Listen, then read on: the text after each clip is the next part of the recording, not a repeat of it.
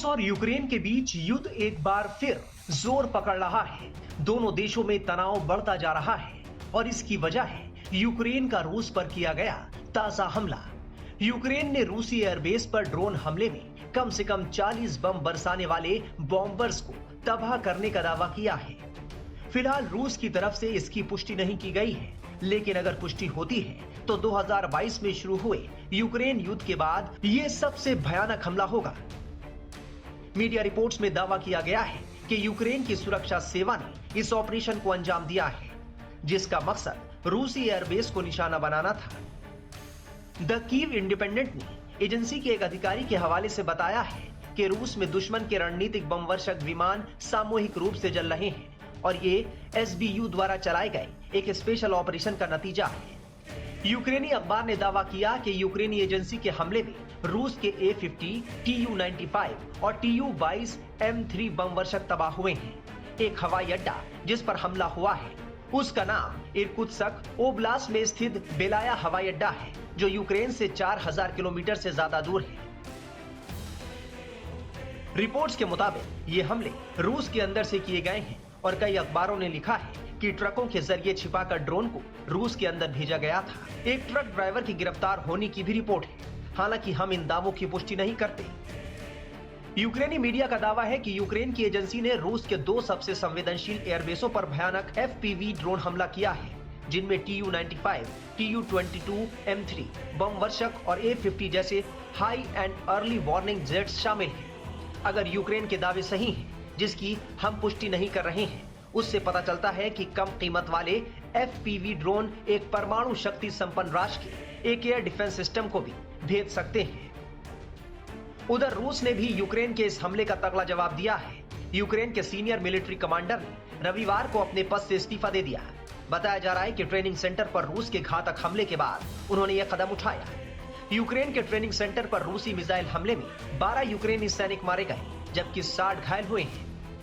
रूस ने हाल के महीनों में यूक्रेनी ट्रेनिंग सेंटर को आक्रामक तरीके से निशाना बनाया। बयान में कहा गया है कि एक जांच समिति बनाई गई है जो ये पता लगाएगी कि इस हमले में इतनी बड़ी संख्या में जवानों की जान कैसे गई। ये प्रशिक्षण इकाई 1000 किलोमीटर लंबी सक्रिय युद्ध रेखा के पीछे स्थित है, लेकिन रूसी जासूसी और हमले वाले ड्रोन इतनी दूर तक भी हमला करने में सक्षम है। यूक्रेन की सेना सैनिकों की कमी से जूझ रही है और रूसी ड्रोन हमलों से बचने के लिए बड़े समूह के रूप में इकट्ठा होने से बचने जैसे कदम उठा रही है, क्योंकि रूसी ड्रोन लगातार अपने लक्ष्य खोजते रहे हैं।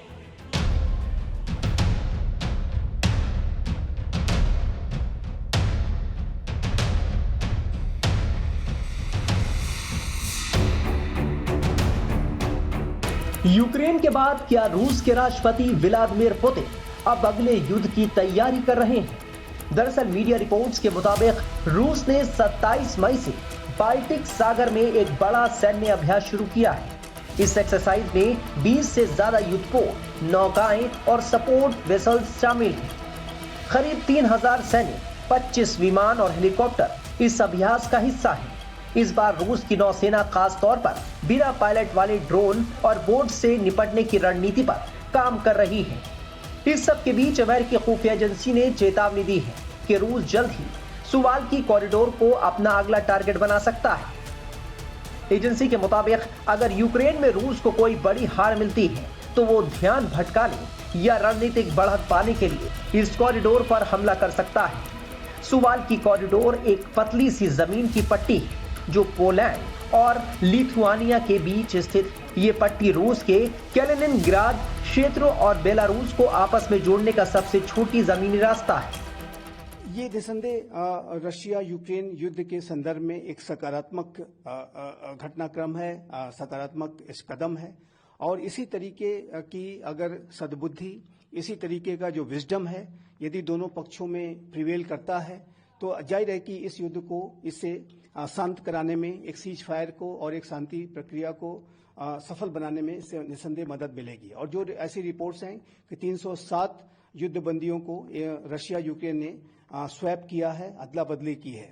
और लेकिन साथ ही साथ ये भी दिखाई देता है कि रशिया ने और यूक्रेन ने एक दूसरे के ऊपर हाल के समय में बड़े हमले किए और रशिया ने अभी हाल के समय में अभी तक का इस रशिया यूक्रेन के युद्ध का फरवरी 2022 के बाद से सबसे बड़ा ड्रोन हमला भी किया, सबसे बड़ा एरियल हमला भी किया और यूक्रेन ने भी रशिया की फोर्सेस को बड़े हमले के माध्यम से निशाना बनाया। तो ये युद्ध अभी भी जारी है और इस युद्ध को समाप्त होना चाहिए। अगर ये युद्ध समाप्त होता है तो ये न सिर्फ इन दोनों राष्ट्रों के लिए बल्कि पूरे विश्व के लिए एक अच्छी खबर होगी। लेकिन वर्तमान समय में इस युद्ध के संबंध में जो निगोशिएशंस हैं वो अवश्य चल रहे हैं, लेकिन इसकी जो प्रक्रिया है जटिल दिखाई देती है। और रशिया यूक्रेन जिस तरीके से एक दूसरे के ऊपर अभी भी बड़े हमले कर रहे हैं और बड़े पैमाने पर एक दूसरे को क्षति पहुंचाना चाह रहे हैं, ऐसे में जाहिर है कि इस पूरी प्रक्रिया की जटिलता इससे साबित होती है। यूनाइटेड स्टेट्स ऑफ अमेरिका के राष्ट्रपति डोनाल्ड ट्रंप ने इसके ऊपर अपनी हैरानी भी व्यक्त की कि इतने बड़े हमले रशिया यूक्रेन के ऊपर कैसे कर रहा है। लेकिन जाहिर है कि दोनों देशों के बीच में अगर सद्बुद्धि से अगर ये राष्ट्र काम लेते हैं, विजडम प्रिवेल करती है, तो ये दोनों देशों के लिए अच्छा होगा और युद्ध को शांत कराने में इससे मदद मिलेगी। और प्रिजनर स्वैप की जो डील है ये इसी दिशा में सकारात्मक कदम दिखाई देती है। इस कॉरिडोर की रणनीतिक अहमियत इसलिए है क्योंकि ये बाल्टिक देशों एस्टोनिया, लातविया और लिथुआनिया को बाकी यूरोप और नाटो देशों से जोड़ने वाला एकमात्र भूमि मार्ग है।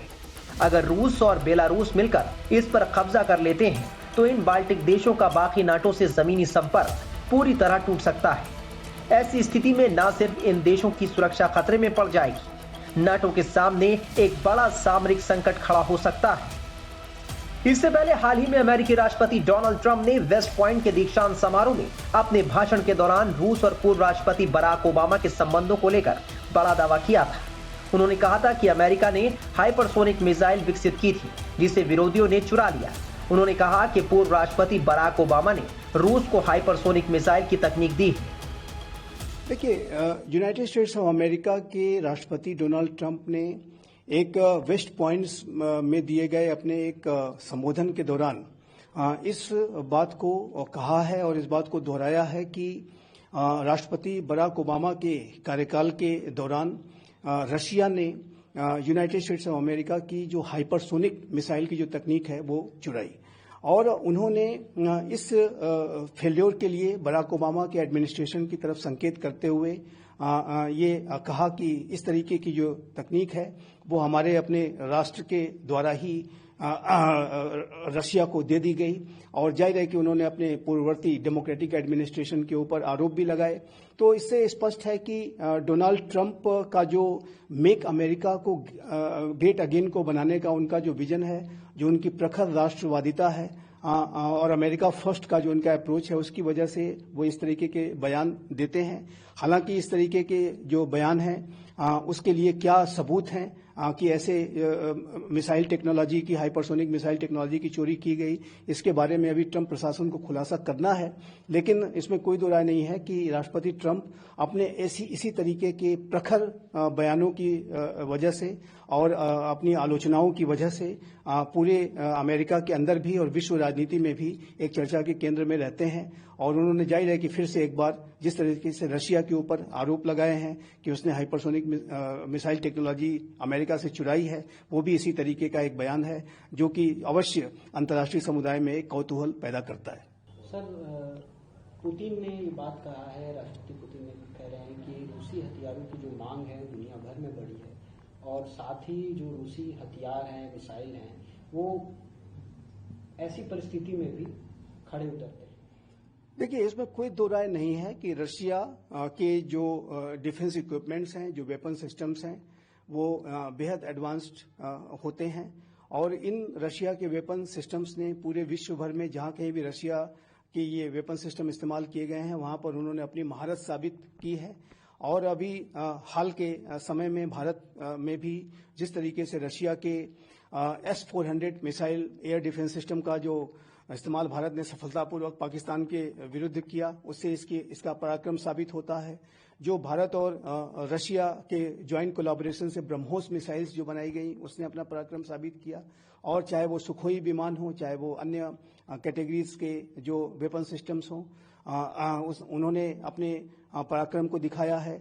एडमिरल गोर्स्को, जो कि भारत के द्वारा INS विक्रमादित्य नामक एयरक्राफ्ट कैरियर के तौर पर इस्तेमाल किया जाता है। वो रशिया का बहुत ही पोटेंट एयरक्राफ्ट कैरियर रहा और जाहिर है कि भारत को बड़ा लाभ रशिया से मिला है। उसी तरीके से विश्व के अनेक राष्ट्र रशिया के वेपन सिस्टम में अपनी अभिरुचि दिखाते हैं और एक ऐसे समय में कि जब रशिया के ऊपर वेस्टर्न कंट्रीज ने बड़े सैंक्शंस लगाए हैं, ऐसे में रशिया अपने हथियारों के निर्यात के लिए बाजारों की तलाश कर रहा है और इन बाजारों की तलाश करने की प्रक्रिया में रशिया के राष्ट्रपति व्लादिमीर पुतिन अपने वेपन्स की जो महारत है, उसकी जो कैपेबिलिटीज हैं, उसको अधिक से अधिक प्रोजेक्ट करने की कोशिश करते हैं और इसी प्रक्रिया में उन्होंने ये बयान दिया है कि रशिया के जो वेपन सिस्टम्स हैं वो बेहद कारगर हैं और उन्होंने इस बात का दावा भी किया है कि इसकी जो मांग है वो लगातार बढ़ रही है और रशिया के वेपन सिस्टम्स में हालांकि उनका ये दावा अवश्य है, लेकिन एक सच्चाई भी है, एक रियलिटी है कि रशिया के वेपन सिस्टम्स में अनेक राष्ट्रों की अभिरुचि है। भारत तो अभी भी सबसे बड़े